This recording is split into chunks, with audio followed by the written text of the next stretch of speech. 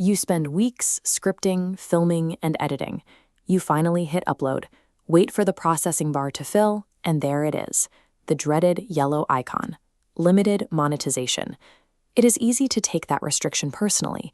Many creators assume there's a team of moderators at YouTube sitting in a room, watching their specific video, and passing a moral judgment on their creative choices. The reality is strictly mechanical. YouTube monetization is a business-to-business transaction, where the platform categorizes your video's risk level for corporate advertisers. Advertisers buy into 3 specific risk tiers: full, moderate, or limited inventory. When a brand opts for maximum safety, YouTube's algorithm automatically filters out any content that brushes against sensitive topics.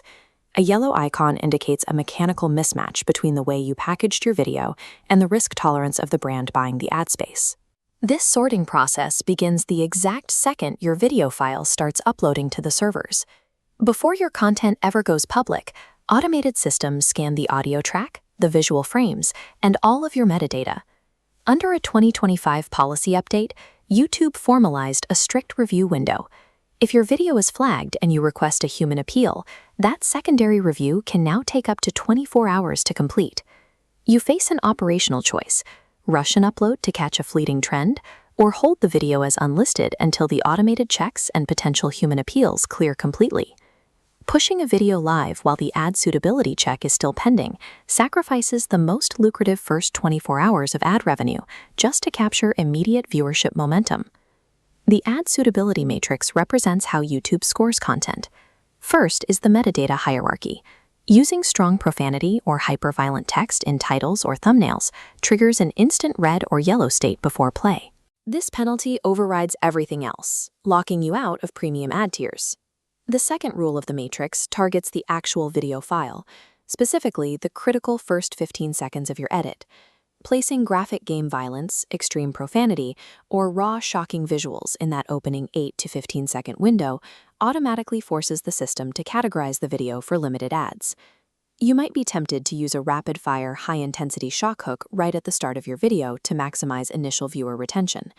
Relying on aggressive top-of-funnel clickbait and intense opening hooks is a direct trade-off that sacrifices baseline revenue for a few extra seconds of attention.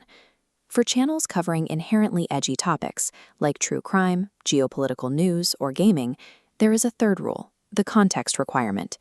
Uploading raw, unedited footage of accidents, crime scenes, or conflict guarantees immediate demonetization. To pass human review, you must provide explicit editorial value. This means adding educational voiceovers, journalistic framing, and deliberately blurring out graphic details. The human reviewers require proof that the content serves as a documentary, where the context clearly outweighs the shock value. Monetizing controversial topics requires trading production speed for careful framing. Ad revenue in this niche is earned through editorial work. Beyond the video-level rules, volume optimizers face a severe macro threat: channel-wide demonetization for inauthentic slop.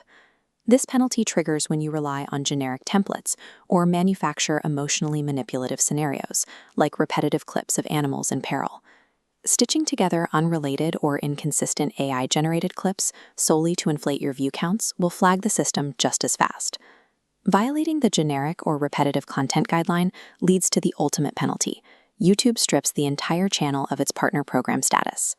This chart shows the ongoing maintenance metrics for short-form creators.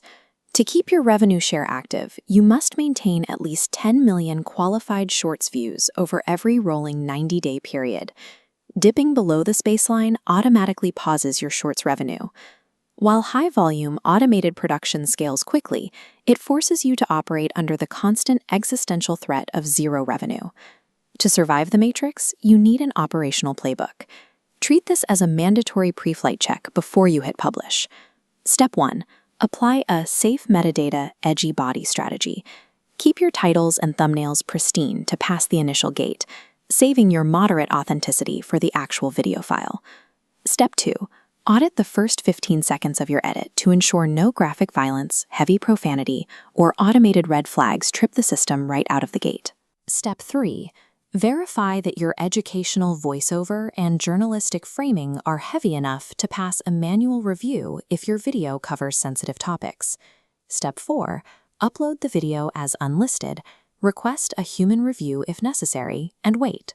Treating compliance as a primary creative constraint during your packaging phase is the only reliable way to protect your ad revenue. Some creators actively choose to lean into yellow icon content to maintain a specific edge or creative purity.